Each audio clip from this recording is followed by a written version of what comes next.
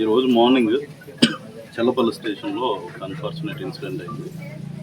అది సీజ్ చేసిన టపాకాయలు స్టేషన్కి దూరంగా ఒక షెడ్లో పెట్టి ఉంచడం జరిగింది. కోర్టులో దానికి సంబంధించిన ప్రొసీజర్ ప్రకారం డిస్పోజల్ ఫైల్ చేశారు.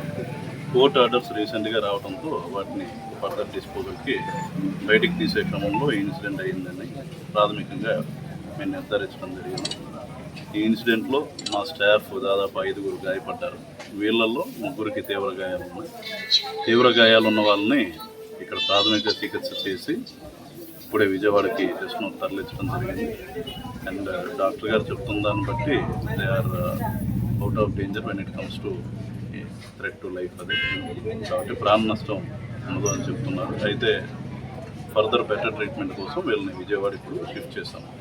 దీని రిలేటెడ్ ఇంకా ఎట్లా జరిగింది ఏంటి అనేది డీటెయిల్డ్గా ఫర్దర్గా మేము ఇంటర్నల్గా దర్యాప్తు చేయడం జరుగుతుంది. 10th monthలో సీజ్ చేశాం. జనరల్గా సీజర్ చేసిన తర్వాత కోర్టు ఆదేశాల మేరకు డిస్పోజల్ చేస్తారు. సీజర్ చేసి సేఫ్గా స్టోర్ చేయడం జరుగుతుంది. స్టోరేజ్ చేసిన తర్వాత కోర్టు ఆర్డర్ వచ్చినప్పుడు అవి బయటికి తీసి డిస్పోజల్ చేస్తారు. ఆ క్రమంలో ఇన్సిడెంట్ అయింది. Okay sir. డాక్టర్ గారు ఇమ్మినెంట్ లైఫ్ ఏదైనా ఉందా లేదా, లైఫ్ థ్రెట్ ఏమైనా ఉందా లేదా అనేది